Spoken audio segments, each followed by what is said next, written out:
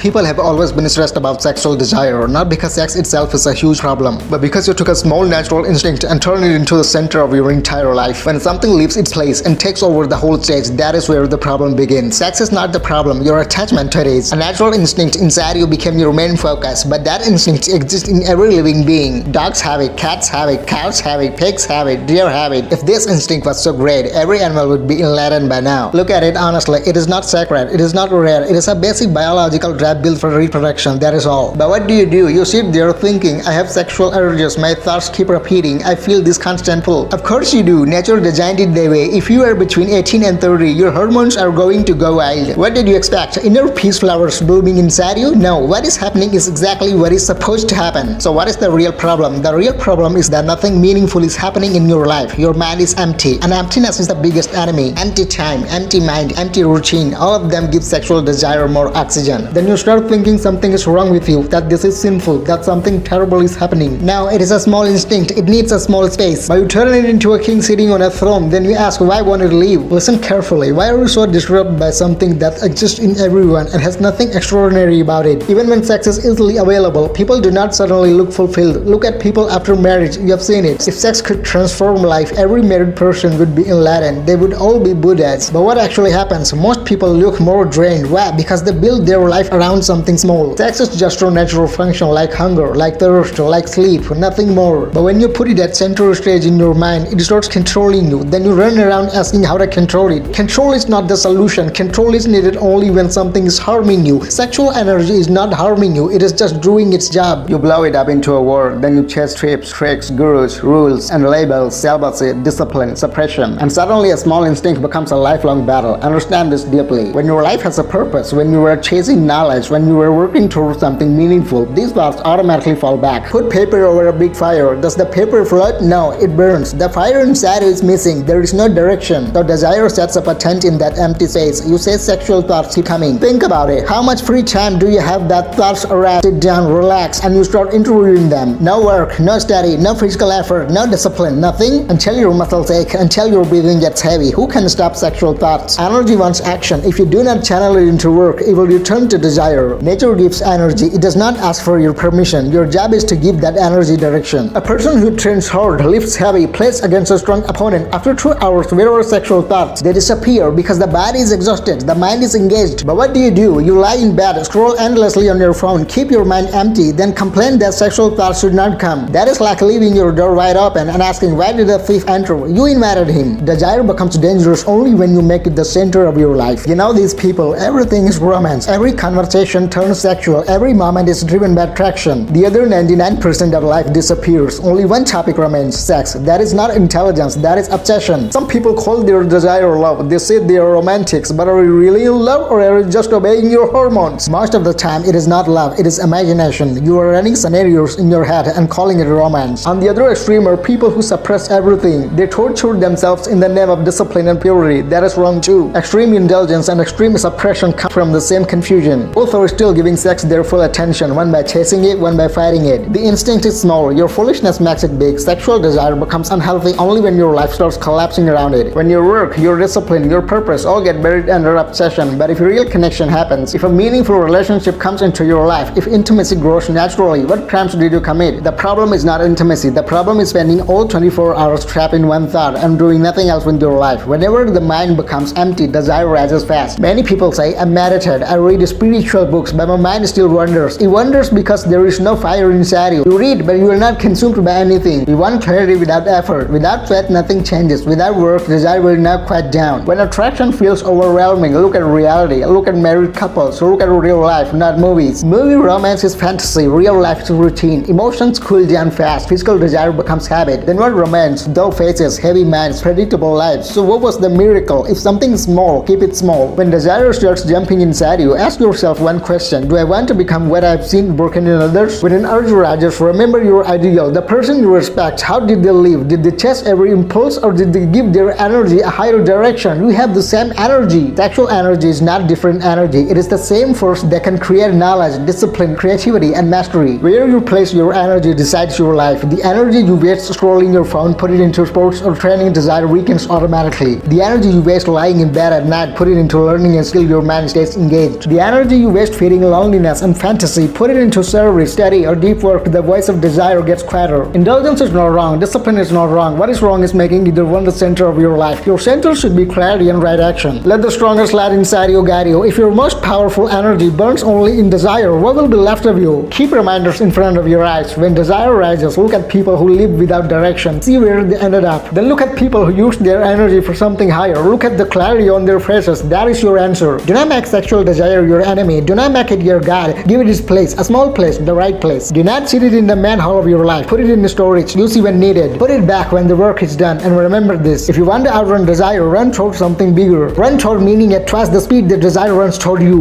Watch how everything starts falling into place. If this video hit you deep or gave you some clarity, smash the like button, drop a comment, and share it with someone who needs to hear this. And hey, if you're new here, don't forget to subscribe and hit that bell icon so you never miss the next drop. I'll see you in the next one. Until then, stay strong, stay focused, and keep leveling up. All the best.